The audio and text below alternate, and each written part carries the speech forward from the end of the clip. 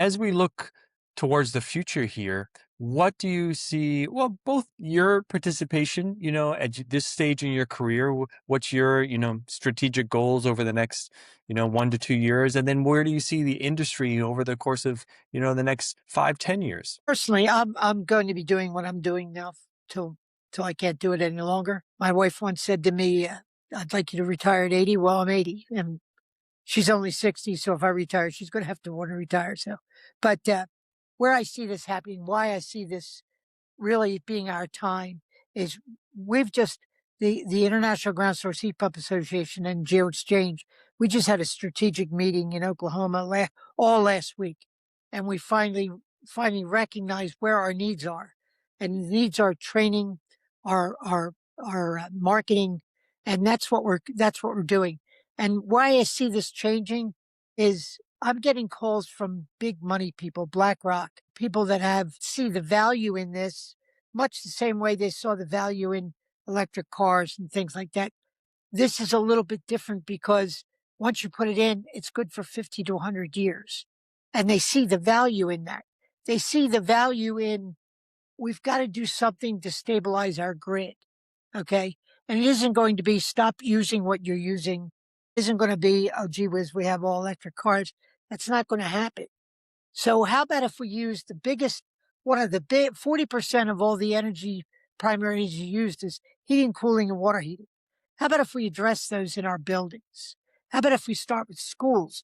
I'll tell you a little story. I did a school in, in Valley Stream. It's in Long Island. It was built in 1957. I could have gone to that school as a child. We put geothermal technology in that school using it was a it was a partnership between ICHPA, Bosch, American Water, and the Public Service Commission of New York. What happened with that school is their grades went up by about 40%. Their attendance, their truancy or lack of attendance went down 35%.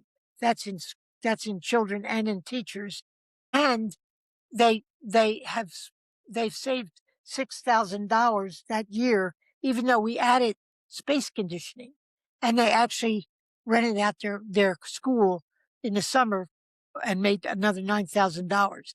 That's a school that was built in 1957.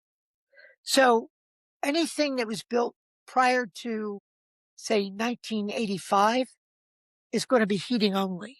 Okay. And if you're where I live in the Northeast, all the way to middle America, 90% of all the schools are heating only. Now, a little story about that Valley Stream school. That's a 90% free lunch, meaning it's in a depressed area. I probably get 5 calls a month from families saying, how do I put this in my home? My kids came home and told me how comfortable they are.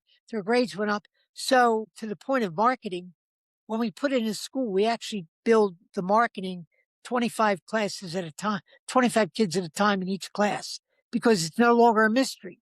I still have people saying to me, how does it work? When I tell them everybody's got one in their house, it's a refrigerator.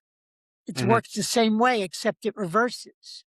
The inside of the refrigerator is cold. Underneath or in back, it's hot. Same thing here.